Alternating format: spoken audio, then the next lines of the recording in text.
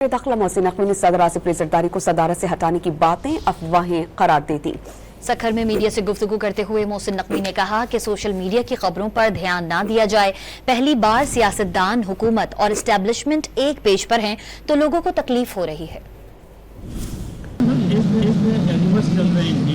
सदर आसिफ अली जरदारी को हटाया जा रहा है और नई तरमीम लाई जा रही है, आप इसको क्या कहते हैं? पहली बात ये मेरी बात पहली बात तो ये है कि ये मेरी रिक्वेस्ट है 2 दिन सियासत ना करें तो बहुत अच्छा है। दूसरी बात ये है कि सोशल मीडिया की खबरों में बिल्कुल ना जाएं। मेरे ख्याल में लोगों को तकलीफ है कि ये सारे इकट्ठे हैं, तो वो इसलिए पहली दफ़ा पॉलिटिशियंस, गवर्नमेंट और हमारी जो मिलिट्री एस्टेब्लिशमेंट है वो सारी इकट्ठी है, तो लोगों को तकलीफ होती है, तो वो लोग इस तरह की बातें कर। मेरी रिक्वेस्ट है कि 2 दिन पॉलिटिकल बातों से परहेज किया जाए।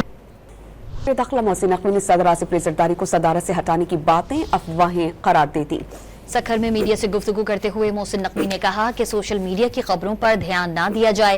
पहली बार सियासतदान, हुकूमत और एस्टेब्लिशमेंट एक पेज पर हैं तो लोगों को तकलीफ हो रही है।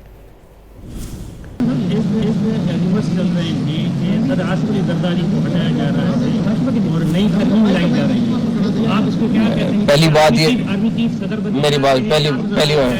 बात तो ये है कि ये मेरी रिक्वेस्ट है 2 दिन सियासत ना करें तो बहुत अच्छा है। दूसरी बात ये है कि सोशल मीडिया की खबरों में बिल्कुल ना जाएं। मेरे ख्याल में लोगों को तकलीफ है कि ये सारे इकट्ठे हैं, तो वो इसलिए पहली दफ़ा पॉलिटिशियंस, गवर्नमेंट और हमारी जो मिलिट्री एस्टेब्लिशमेंट है वो सारी इकट्ठी है, तो लोगों को तकलीफ होती है, तो वो लोग इस तरह की बातें कर। मेरी रिक्वेस्ट है कि 2 दिन पॉलिटिकल बातों से परहेज किया जाए।